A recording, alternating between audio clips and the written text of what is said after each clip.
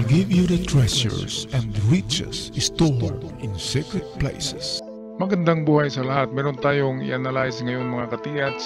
Ito'y napakagandang stone map na natagpuan ng ating katiyats. Bago tayo magpatuloy, ako'y mag-shoutout muna at sa mga bago pa lamang sa channel, huwag kalimutan mag-subscribe para palagi kayong updated sa mga bagong upload. Medyo matagal-tagal na rin tayong hindi nakapag-shoutout.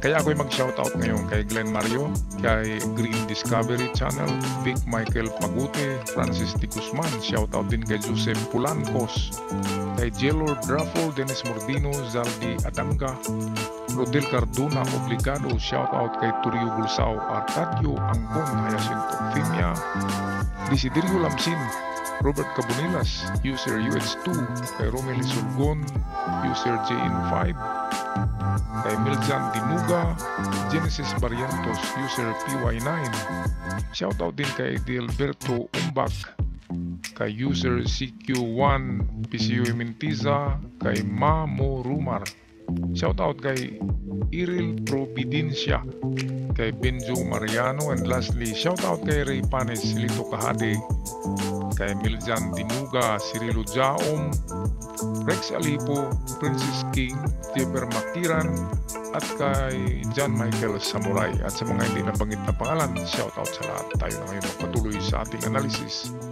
Magandang buhay mga katiyats. Merong napakaligit dito na marker. Ito yung stone map na makikita natin. Karamihan ito ay nasa tabi ng ilog or sa tabi ng creek. Ito yan. Ito.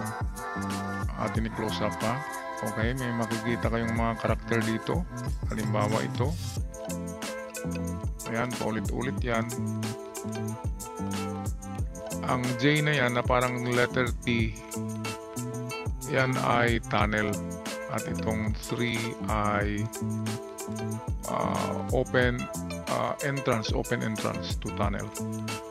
Kaya itong mga ito'y talagang pinaliit na area diyan sa lugar na yan. Stone map. Ang tanging katapat niyan para ma-solve nyo yan ay ang pinaka simpleng tools, ang compass. Itong isa naman ito'y mag-anak na mga reptile. Ayan, no? Ayan. Parang ulo ng butiki o ng pagong. Ito yung kanyang anak. Parang palaka. Okay, ang anak, yan ang giveaway.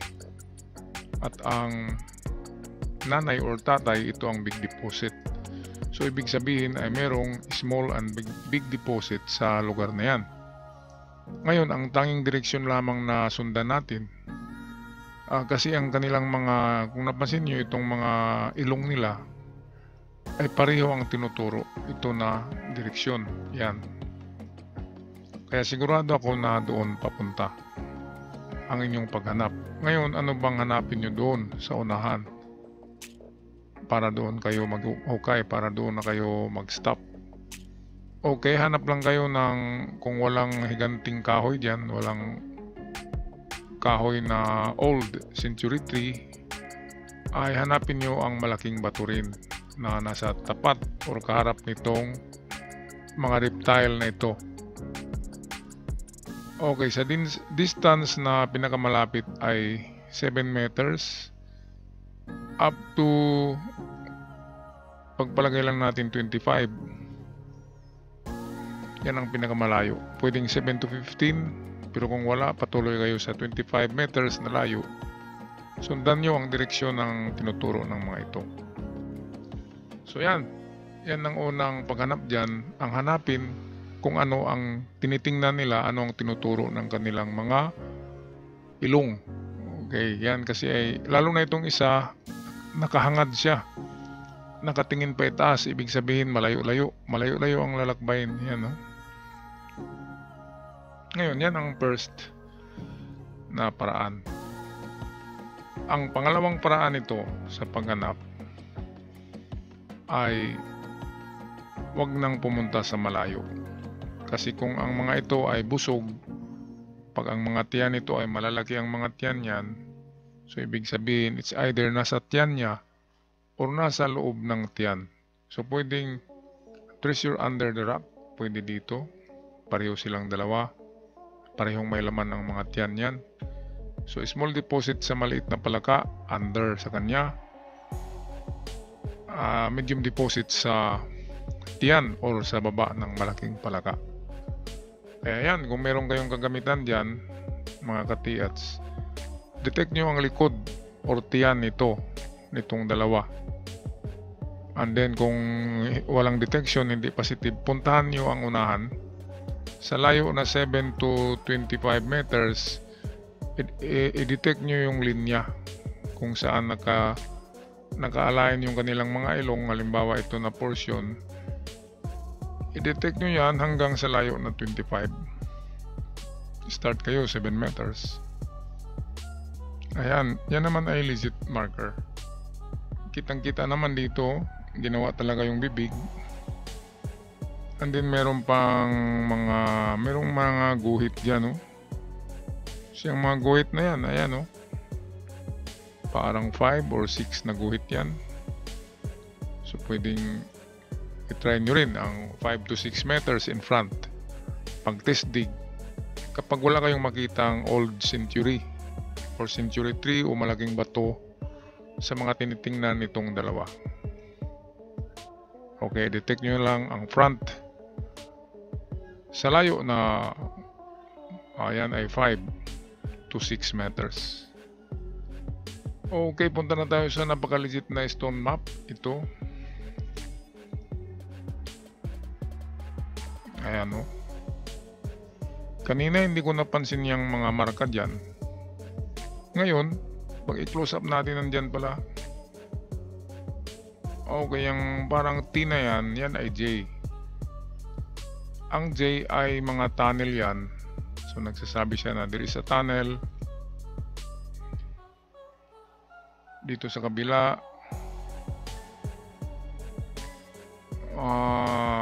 Medyo malabo. So nakaganyan.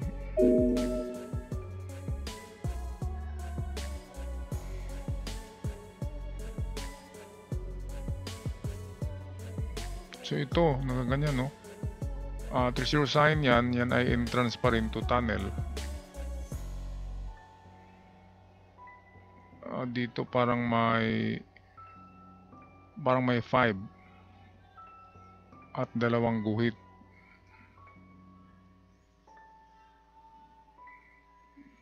At dito itong P3, ang P kasi yung P sa nakuha ng mga treasures. Ang P ay assorted treasure. Ang P, treasure pa rin siya pero halo-halo. And then yan ay itong 3 ay open entrance to tunnel. Ibig sabihin walang mga harang pero sarado yan ng lupa. Kaya open siya kasi hindi mahirap pasukin. Pero sarado yan. Tinambakan niya ng lupa ang entrance ng tunnel. Okay, paano nyo ba i-decode ito? Ngayon, tingnan nyo ang area nyo. Ito kasi ay drawing ng inyong area na pinaliit. So halimbawa, gumamit sila ng scale na 1 metros or isang guhit ay ang 1 metros ay pinaliit ng 500 times. Yan. So 500 times na pinaliit ang 1 meter. Example, ito yung 1 meter. Ngayon, gagawa tayo ng guhit na 500 na guhit. So sa bawat guhit na yan ay 1 meter. Pero 500 na guhit sa 1 meter. Ito yung 1 meter ito. I-divide natin sa 100 kaguhit. Yan ngayon ang equivalent ng 1 meter. Bali, pinaliit ang 1 meter 500 times. Yan ang paggawa nila ng scale. Karamihan ng kanilang scale is 1:500. Alam yan ng mga nag-aaral sa engineering. Okay, ngayon, ilang nakabaon ba rito? Ang nakabaon dito ay 1, dalawa, tatlo. Okay, sabi dito kapag napasok nyo ito, ayan, kapag napasok niyang open entrance dyan, yan ang pinaka-entrance kasi narito yung parang number 3. So ayan, kapag napasok nyo ito, nalaman nyo kung nasaan ito, network of tunnel na ito sa ilalim. Ito, papunta dyan, and then ito naman, dito ay papunta dyan at nagkukross din siya. Ayan.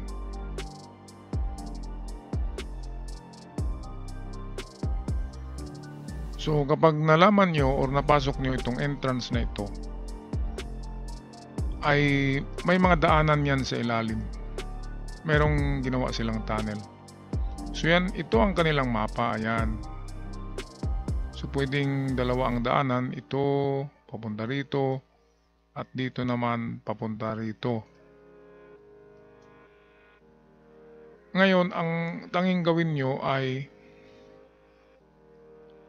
tumungtong kayo dyan sa mataas na, sabihin natin may kahoy ba dyan o bato, and then tingnan nyo ang lugar. Okay, kunin nyo ang inyong kompas. Sabi ko kanina ay kompas ang makapag-solve nito. Halimbawa, hawak nyo na ang kompas. Meron silang tinatawag na central point or fulcrum. Yun ang doon ka dapat nakatayo sa gitna noon para makuha mo ang eksaktong direksyon. Ngayon, example ay ito ang kinuha nila na center, itong dito. So example niyan ay i-cross mo yan sa 4 na direksyon. So cross natin, example lang ito, ayan. So dito naman, and then ito, cross,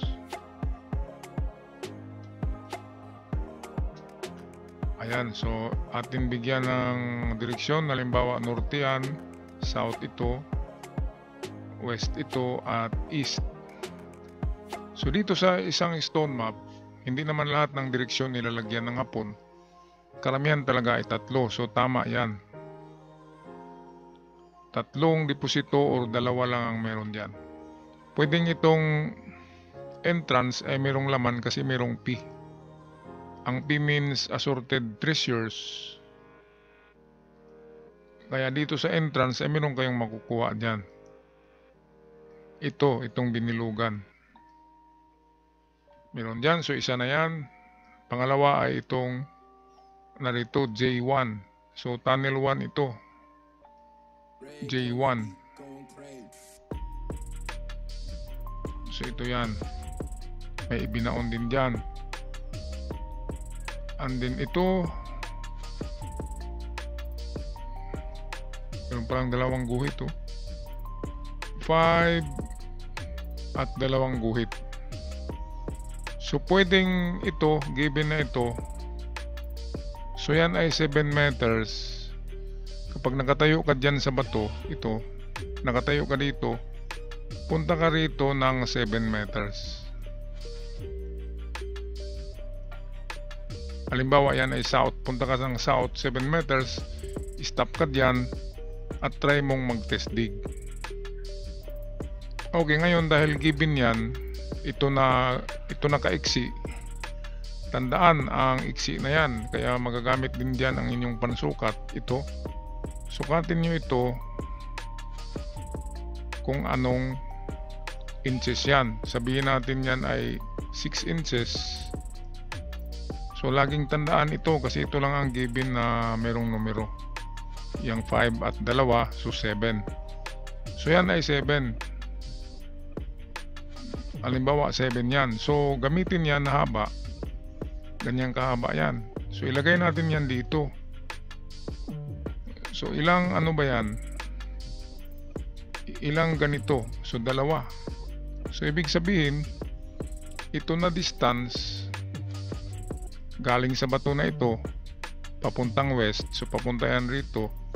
double the distance yan ng itong sa south. Ito. Kasi ito ay 7, so ito ay magiging 14, double the distance. 14 meters, magtestig tayo dyan, papuntang west. Ngayon, ito medyo malayo-layo ito, so tatlong arrow yan, sa tingin ko ganyan, no? Ito yung ating kinuna ng sukat, ito. Nilagay natin dito, so approximately tatlo. So tatlong 7, kasi 7 inches ito given dito. So 7 meters. So tatlong 7 is 21 meters.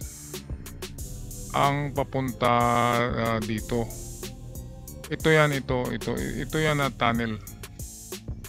Yan ay 7 meters pero going north.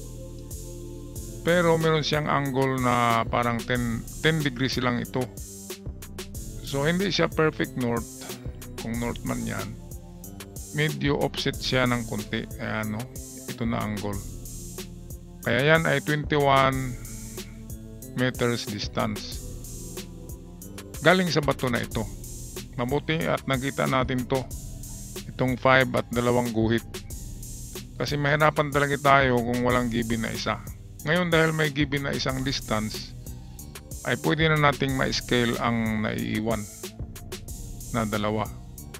So yan, tumungtong lang kayo diyan sa bato. Halimbawa, ito yung ground, ito yung bato.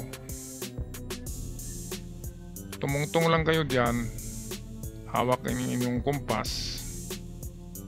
Okay, at yan, ilocate nyo lang. Halimbawa, ang nasa south ay 7 meters, so dito. And then yung sa norte ay 21, so papunta dito 21 norte. And then ang west ay 14, papunta rito ay 14 meters.